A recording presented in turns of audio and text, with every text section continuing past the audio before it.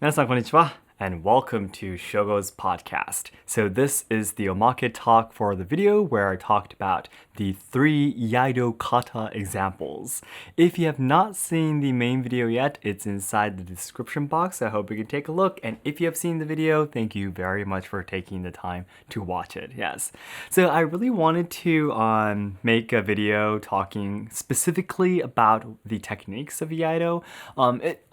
As I said in the main video, though, of course, I'm not an instructor, a fully trained person yet. So it is a little bit, what should I say? A little bit embarrassing, I guess you could say, and I'm feeling a little bit sorry for all the proper instructors and such. But it was just a way for me to, I really hope that it'll be a way for me to spread IAIDO culture, because I have a lot of people telling me that they want to learn about IAIDO, but they have no dojo nearby, or they don't know who they can trust, and so on and so forth. So I really wanted to make a video talking about IAIDO. And also, I actually have a lot of other ideas for topics about IAIDO in my mind, actually.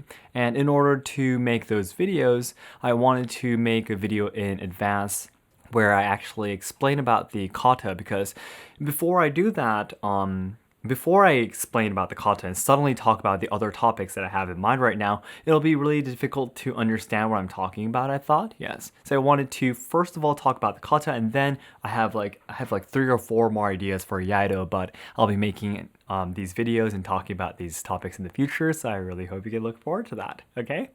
So in today's Omake talk, I wanted to quickly introduce the 9 other standard 12 kata that I wasn't able to include in the main video. And of course, this is a podcast. You can only hear my voice, so it's really hard to explain. So I'm just going to be quickly introducing it to you as far as I can explain just by words. And also, I'm going to try to focus on what kind of techniques you're trying to learn from that kata, and not like try to understand the specific movements, because I understand it's very difficult, right? Yes. So I introduced the first and third, fourth kata, right? First, third, fourth kata in the video. So starting from the second one, the second kata, nihonme, is called Ushiro, which means back. It's simply you start from turning backwards from compared to the first kata, mae, which was front, right? Yeah, so you turn around, and the first attack towards the temple of the enemy is you turning your body, literally rotating your body to do the cut. Yes, from there, basically, it's the same as the first one. Yeah. So the second kata, the Ushiro, is basically training for you to start from a sitting position and rotating your body to accurately attack someone behind you. Yes, that's the second kata. The fifth kata from there is all actually standing kata.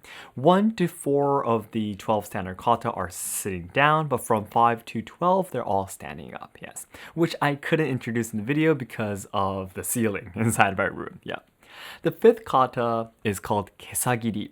Now, kesa is from the shoulder to the hip to your waist. Yes. So from your shoulder to your waist. So it could be your left shoulder to your right waist, or the other way, the right shoulder to the left waist. Yes. So crossing. Yes. It could be either way. Yeah. But in the fifth kata, you walk and then you bring the blade from down up, actually. Down up cut as you draw the sword, and then you bring the sword down again, both in the kesa cut, yes. So that would mean you're trying to cut the enemy from the left waist to the right shoulder, and then you bring your sword down again, down to the right shoulder to the left waist, yes. So you go down and up. So this is the only kata where you actually move your katana from down up. So the fifth Kisagiri is for you to practice that, yes. As you unsheath your katana, you suddenly do a down up cutting motion, yes. And then the sixth kata is called Morotezuki. The Morotezuki actually starts from sheathing the katana and doing a Nukiuchi, which is a sudden attack. Just like in the first kata, you do the sudden drawing to cut the temple, right? This time, though, you're in a standing position. You don't cut the temple, but you basically you cut the enemy's cheek to the chin, actually. Yes. So the angle of the blade is different from the first kata, where you go sideways completely. This time, you're going a little bit across the face. Yes. Exactly. So this kata, and then by the way, in the sixth kata, there's two enemies. You cut the cheek to the chin, the enemy towards the enemy in the front of you. Yes. And then you turn back to cut the enemy behind you, just a straight cut down. And then you turn your body again to cut the enemy in front of you again, who you, in the very first movement, cut from the cheek to the chin. Yes. So this move, this kata includes two techniques I think you're trying to practice. Number one, again, is to do the Nukiuchi, the sudden attack, to accurately cut from the cheek to the chin. And then also, again, you have to rotate 2 times to cut the enemy in the back and in the front, so able to keep yourself stable, even though you have to rotate multiple times, yes. And then the seventh kata is called Sampogiri, which means 3-way cut. So the situation is where you have 3 enemies, in one on your right side, one on your left side, and 1 enemy in your front. Yes. And the first movement, you again do the Nukiuchi to attack the enemy on your right side. You attack the face, as you usually do the sudden draw. Yes. And attack. You quickly turn your body to the left side and then swing the sword straight down with both hands. Yes, and attack the enemy in the left. And then you take a big step forward to attack the enemy in the front. Yes. So, and then you do the chiburi is a little bit special, where you bring your sword above the top of your head and then do a very big movement of bringing it down to do the chiburi. Yes, so it's called the jodan gamae, like in kendo, if you know about kendo. Yes. This movement is the rhythm is very important. Attacking the enemy on your right side, doing the Nukiuchi with one hand, and then suddenly attacking the enemy on your left side. The switching from right to left has to be very, very fast. So again, this is not a full rotation of your body, it's a half rotation, right? Yes. So I think it's basically about practicing this and also taking a very big step forward to attack the final enemy in your front. So from your left to the front, again, this is like a half rotation, yes. So I think the seventh kata is mainly about the training of this, yes. And then the eighth kata is called Ganmen-ate, where just like in the fourth kata, tsuka-ate, right? Yes. It's the same idea. You use the end of your handle. This time you're in a standing position, right? Yes. So you use the end of the tsuka to hit the front enemy's face, actually. Yes, in between the eyes. You hit with tsuka and then draw your sword out of the sheath, and then you quickly turn your body and stab the enemy behind you. And then as you pull your sword out of your enemy, you rotate your body again and do a full swing towards the front enemy that you hit with the tsuka in the beginning. Yes. So this actually, the eighth kata is very, very difficult.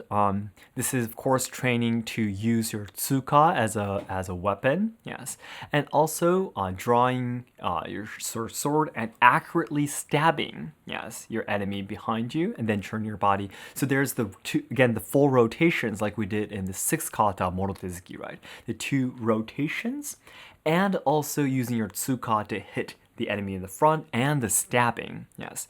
So there are a lot of things that you can learn from this single kata too, yes. And then the ninth kata is a very special one, where you actually it's called Soetezuki, which means you have your hand together to stab, it literally means.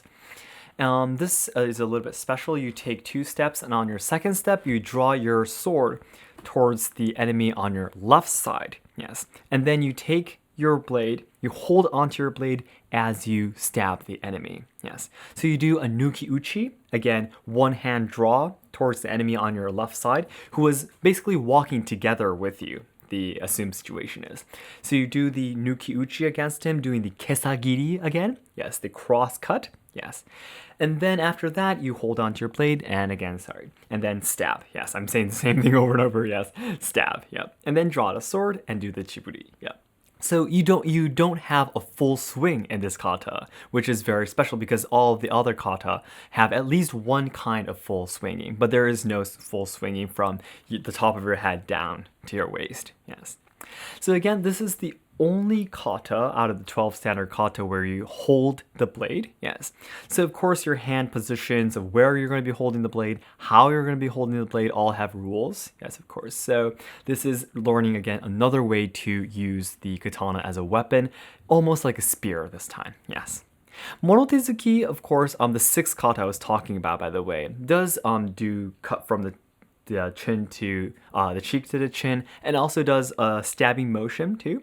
But that stabbing motion is where you have both of your hands on the handle and stabbing. Yeah, so it's a lot easier to understand. But the ninth kata is your right hand on the tsuka, the handle, and your left hand on the blade to stab. So it's a completely different technique. Yes.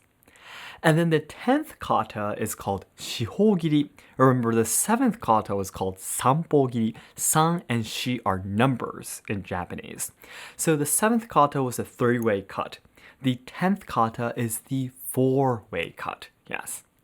So you have 4 enemies. Yes. You have one in your right side, left side in your front, and right side, left side in your back. So basically, if you can imagine a cross, yes, your enemies are on the end of the X, if that makes sense, yes.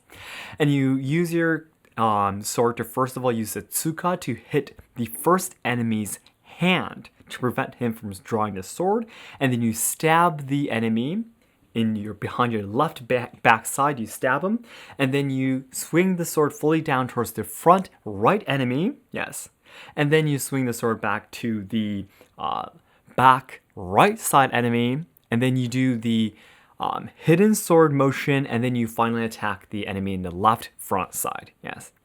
So this again has a lot of techniques in it. And by the way, how to finish it, the chiburi is the same in the 7th kata, Sampogiri. You bring the sword above the top of your head and do a very big swing for the chiburi. Yes. The 10th kata is the only kata within the 12 kata where you use the tsuka to hit the enemy's hand. Yes.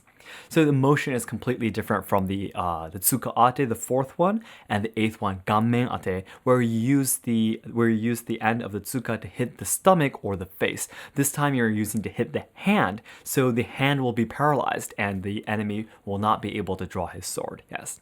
And then again, you have the stabbing practice that you have to do, and also the multiple full swings you do towards 3 enemies. Yes. So you have to be very accurate to keep the X shape properly as you do the kata.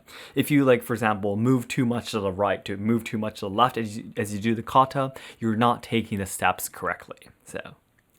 And the 11th kata is called Sogiri, which is a completely imaginary fight because it basically comes from kendo, where you draw the sword and then you hit the enemy in the face first, and then down to the chest, down to the waist, and then you swing sideways. The only kata where you swing sideways, and then you do one full swing down. Yes. But the assumed situation is where you do this against one person. But swinging it towards his face, and then his chest, and then his stomach, and then swinging sideways, and then doing a full swing towards one person, you're chopping him up, and you're basically like making some kind of meal or something, right? Yeah, so it's completely imaginary for it, especially for the 11th kata. It's completely imaginary.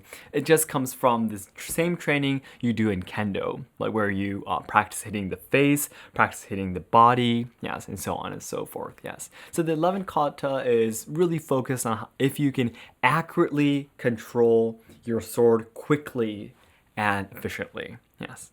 And then the final kata, the 12th kata, is called Nukiuchi, which again means the surprise attack. Yes. And the 12th kata is surprisingly very simple. You draw your sword up as you take a step back, and then you swing it down.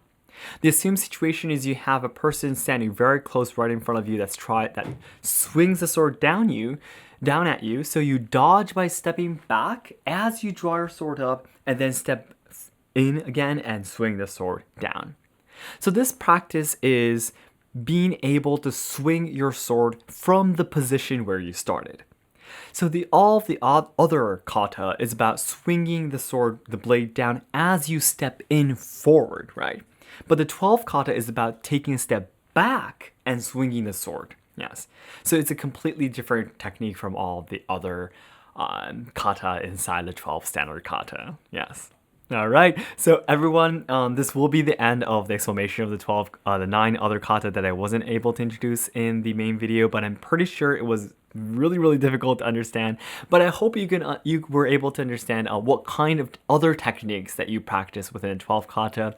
You can understand that we learn a lot of different ways to handle the katana. Yes, if you practice all 12 of them, you would know how to do the Nukiuchi, the sudden attack towards the temple, the chin, the face. You know how to stab, you know how to use a tsuka to hit the hand, the stomach, the face, and you also know how to rotate your body as you do a sufficient swing, and so on and so forth, yes. And if you'd like to see me doing more of the kata, but again, I'm not an instructor, but if you'd like to see me training, I do a weekly live stream of training on Sundays in Japan time.